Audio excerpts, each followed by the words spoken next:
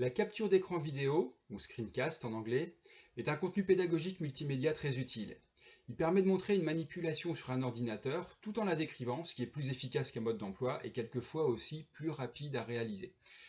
Il existe de nombreux outils qui permettent de le faire, plus ou moins complexes, gratuits, payants, mais il y en a aussi un que vous avez certainement déjà sur votre ordinateur. Il s'agit de PowerPoint. Je vais donc vous montrer comment réaliser très facilement un screencast avec PowerPoint. Alors là, on est dans l'application PowerPoint, tout ce qu'il y a de plus classique. J'ai ouvert une présentation et j'ai une seule diapo. Je suis dans le menu Accueil. Je vais aller dans le menu Insertion. Et dans ce menu Insertion, je vais sélectionner à droite dans le ruban l'option Enregistrement de l'écran. Voilà. Et quand je sélectionne cette option, vous voyez que ici j'ai une boîte de dialogue qui s'ouvre et puis je ne vois plus mon application PowerPoint, mais je vois ici un fichier Word que j'avais préparé juste avant et qui est la dernière application que j'ai ouverte. Et donc c'est cette application que PowerPoint me propose d'enregistrer. Dans cette boîte de dialogue, je peux choisir d'enregistrer le pointeur de la souris ou de ne pas l'enregistrer. Donc moi je conserve l'enregistrement du pointeur. Je peux choisir d'enregistrer un commentaire audio ou de ne pas enregistrer de commentaire audio. Donc là aussi, je laisse le commentaire audio. Et puis ensuite, je vais sélectionner la zone de l'écran que je souhaite enregistrer. Donc là, je sélectionne toute mon application Word. Voilà.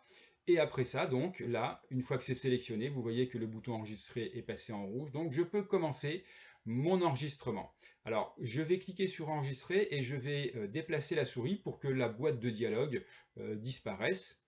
Voilà, je déplace ma souris. 3, 2, 1, c'est parti. Donc là, je suis dans mon enregistrement d'écran. Donc je peux faire mon tuto. Donc par exemple, je montre comment on applique un style à un document Word. Voilà.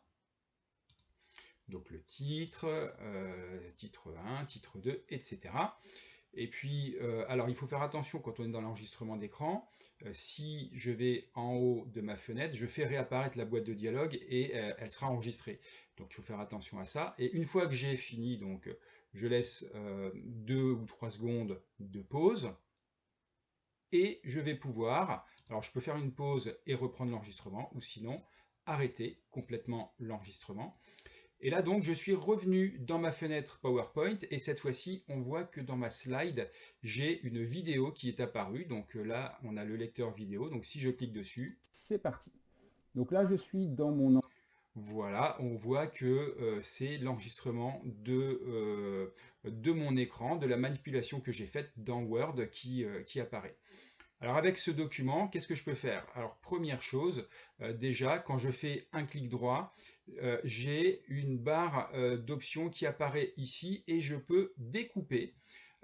Et donc vous vous souvenez, je vous avais dit de laisser 2 ou 3 secondes à la fin de l'enregistrement. Et donc on peut aller découper parce que vous voyez qu'à la fin de l'enregistrement, ici, j'ai ma barre d'outils qui apparaît.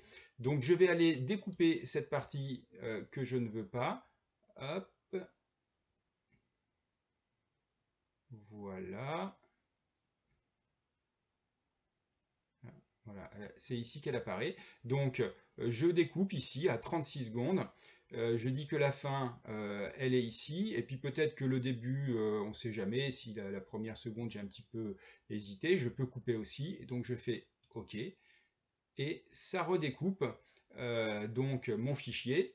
Et ensuite, il ne me reste plus qu'à l'enregistrer. Donc là, je fais un clic droit, enregistrer l'élément multimédia en tant que, et puis là, vous pouvez choisir donc comment vous enregistrez votre fichier, mais ça, vous savez déjà faire. Voilà, c'est aussi simple que cela. Donc maintenant que vous avez votre tuto qui est enregistré, il ne vous reste plus qu'à le diffuser, soit en l'enregistrant sur YouTube en vidéo non répertoriée par exemple, ou bien en le partageant sur un service de partage de fichiers dans le cloud comme Google Drive ou comme Dropbox. Voilà, et maintenant donc à vous les tutos de malade.